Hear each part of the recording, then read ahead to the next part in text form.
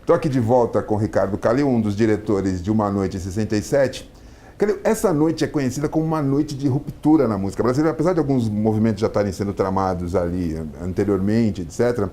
Mas quais foram as principais implicações assim, que deram para sacar e que tiveram origem nessa noite, assim, esse grande momento de ruptura da música brasileira? Assim? Claro. Acho que antes desse festival, a música brasileira estava muito dividida entre a MPB mais tradicional e a Jovem Guarda, que era um rock and roll adaptado ao Brasil. Em 67, Gil e Caetano plantam a semente do que viria a ser o tropicalismo. Eles falam assim, a gente pode juntar essas duas coisas, a gente pode pegar a música brasileira e botar guitarra elétrica, botar baixo elétrico, fazer uma mistura dessas duas coisas. Então, acho que o 67 é um ponto de inflexão para a música brasileira, e a partir daí ela se divide em outros rumos, assim, né? Quer dizer, fica muito clara essa tensão permanente na música brasileira entre tradição e modernidade, entre a busca das raízes e a assimilação das novidades de fora, assim. Então, eu acho que essa noite é muito emblemática dessa tensão fundamental, permanente, essencial da cultura brasileira e da música brasileira. Mas agora, quer dizer, tem algumas dessas fusões deram mais certo, por exemplo, o caso do Gil e do Caetano, que quer dizer, eram músicos de MPB um pouco mais tradicional, se enamoraram do rock, mas aí tem o Roberto Carlos fazendo a mão inversa. Por que deu certo com o Gil e o Caetano e não deu certo com o Roberto, que vinha do rock, aí foi cantar Maria Carnaval de Cinzas é um samba. É. Né? Por que não deu certo com ele? Que expectativas ele frustrou? Então, é muito relativo falar que não deu certo. Ele foi vaiado ali naquele festival muito porque ele era o representante da Jovem Guarda, que não agradava a turma da esquerda. Não é porque ele foi vaiado porque não gostavam da música, porque ele era um símbolo da Jovem Guarda, né, que era contestada por muita gente.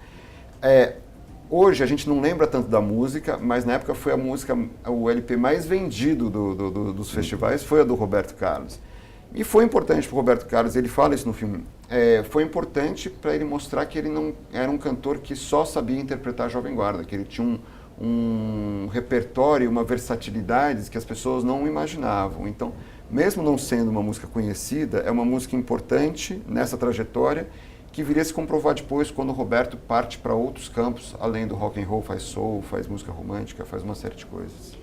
Agora, parece, o festival fazia muito sucesso, era acompanhado como final de Copa do Mundo, assim, essa finalíssima, e parecia que ele era meio roteirizado para que tivesse vilão, mocinho, no caso assim, o Chico Buarque posa meio de mocinho e fica de smoking, todo mundo vestido de uma maneira um pouco mais rebelde, etc. Vocês cogitarem em algum momento assim, ou isso passa pelo documentário, a ideia dessa roteirização, de que isso era tramado para ser desse jeito mesmo, ou as coisas cresciam naturalmente dessa forma? Claro. O Paulinho Machado de Carvalho, que era o diretor da TV na Record naquela época, dá uma declaração no filme dizendo que ele armava os festivais como uma luta livre com esses papéis determinados. É uma frase que até depois é contestada pelo Solano Ribeiro, que foi o produtor do festival, que diz assim, não, a gente tinha muito mais liberdade do que isso, assim. Mas eu acho que, na verdade, existia um interesse da Record que houvesse polêmica para ter audiência, mas existia também as coisas que se deram naturalmente, ou seja, o Sérgio Ricardo foi cantar uma música que não tinha caído no gosto do público e houve um enfrentamento que levou a um gesto radical, né? O Chico e o Caetano, não, o Gil e o Caetano, eles foram contestados por essa questão da guitarra elétrica. Edu e Chico, eles contemplavam mais essa turma de esquerda com a música politizada. Então, havia uma divisão muito clara entre cada um deles e cada um era dotado por um tipo de público, mas essa ideia do vilão, do mocinho, etc., é uma ideia que estava muito na cabeça do Paulinho Machado de Carvalho, que era o diretor da Record. Não sei se saiu como ele imaginava, mas o fato é que cada pessoa ali tinha seus preferidos e tinha seus inimigos, né? E o público, né, quem acompanhou isso lembra que era protagonista desse festival, não era uma participação passiva de maneira nenhuma. Como isso é enfocado no documentário? Então, o Sérgio Ricardo fala essa frase interessante, assim, que é como se o público assumiu o papel de personagem e queria ter uma voz ativa ali.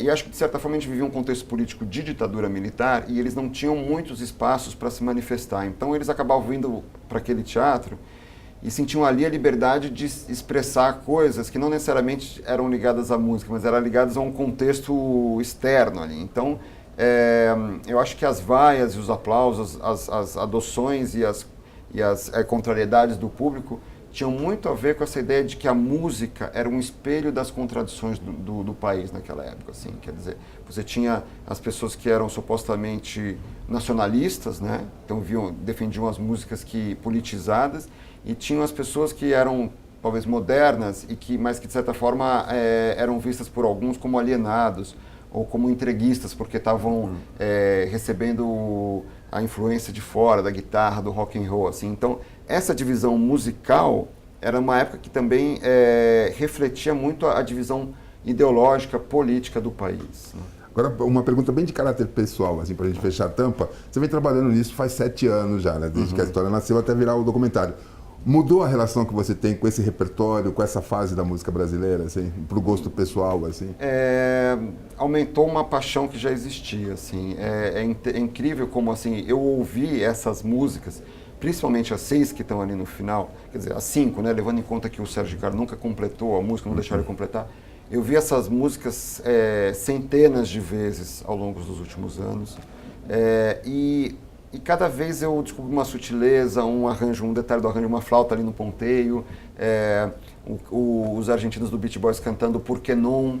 Você fica entendendo umas singularidades ali e, na verdade, eu sempre aprecio um pouquinho mais. Assim, e sempre que a gente tinha dúvida sobre se o filme ia dar certo, se a gente ia conseguir fazer, se ia ficar bom e tudo mais, a gente voltava para essas músicas e para essas imagens de arquivo e falava assim, isso aqui é tão maravilhoso que a gente tem que fazer muita besteira para não dar certo, né?